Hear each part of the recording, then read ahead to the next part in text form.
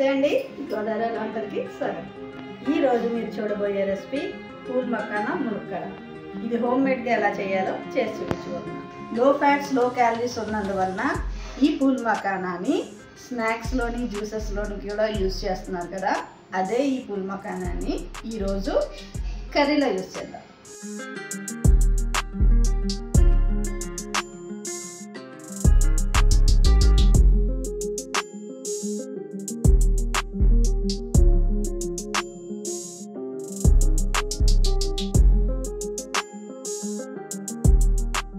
జీడిపప్పు, గసగసాలు, యాలక్కాయలు, లవంగాలు, చెక్క, 2 టమాటాలు ఇవన్నీ మెత్తగా పేస్ట్ చేసి పెట్టుకోవాలి.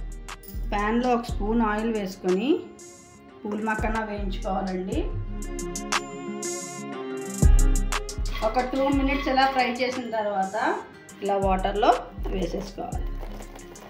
ఇప్పుడు ఇదే ప్యాన్ని స్టవ్ మీద పెట్టి ఆయిల్ వేసుకోవాలి. కర్రీకి సరిపడా ఆయిల్ ఒక 2-3 స్పూన్స్ పడుతుంది. ఆయిల్ వేడెక్కిందండి. ఇప్పుడు ఇందులో ఒక పెద్ద సైజు ఆనియన్ చిన్నగా కట్ చేసుకొని వేసుకోవాలి.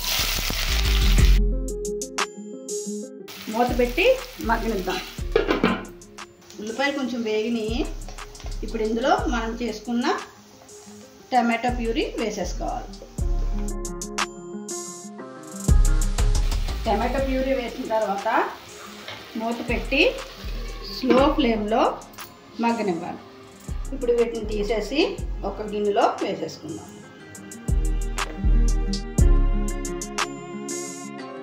మకానా వాటర్లో వేయటం వల్ల దీనికి ఏమన్నా డస్ట్ ఉంటే ఆ వాటర్లోకి వెళ్ళిపోతుందండి. అలాగే ఇది సాఫ్ట్గా కూడా ఉంటుంది. చూడండి, ఆయిల్ పైకి తేలుతుంది కదా, మనకి మసాలా వేగిపోయినట్టే. ఇప్పుడు ఇందులో క్లీన్ చేసి పెట్టుకున్న మునక్కాళ్ళు వేసేసుకోవాలి. ఒకసారి మిక్స్ చేసిన తర్వాత రుచికి సరిపడా ఉప్పు, పసుపు, అలాగే కారం వేసి మిక్స్ చేసుకోవాలి. మునక్కాడ కొంచెం మగ్గే వరకు మూత పెట్టి మగ్గిద్దాం.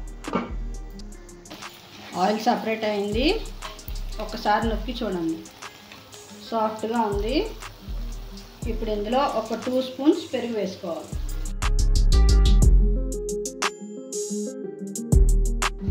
పెరుగు వేసి మిక్స్ చేసిన తర్వాత ఇందులో వాటర్ వేసుకోవాలి. ఒక 1/2 గ్లాస్ వాటర్ వరకు వేసి మిక్స్ చేయండి. ఇప్పుడు ఈ వాటర్ ఒక పొంగు వచ్చే వరకు వెయిట్ చేద్దాం. వాటర్ వేసిన తర్వాత మరుగుతుంది చూసారా. ఇప్పుడు మరుగుతున్న ఈ వాటర్లో ఈ మకానా వేసేసుకోవాలి.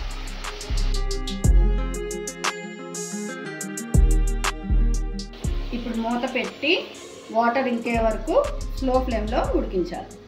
వాటర్ ఇంకిపోయి ఉంటుందండి. మూత తీసి చూద్దాం. చూడండి, ఆయిల్ సపరేట్ అవుతుంది కదా.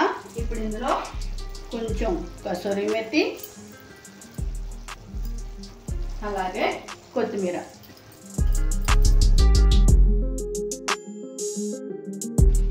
రెడీ అయిపోయిందండి. పూల్ మకానా మునక్కాడ.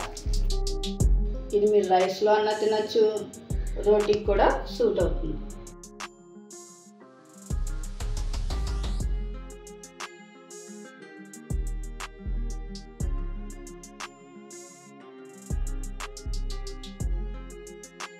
ఈ మకానా డైజెషన్ ఇంప్రూవ్ చేస్తుంది, బ్లడ్ షుగర్ని కంట్రోల్ చేస్తుంది.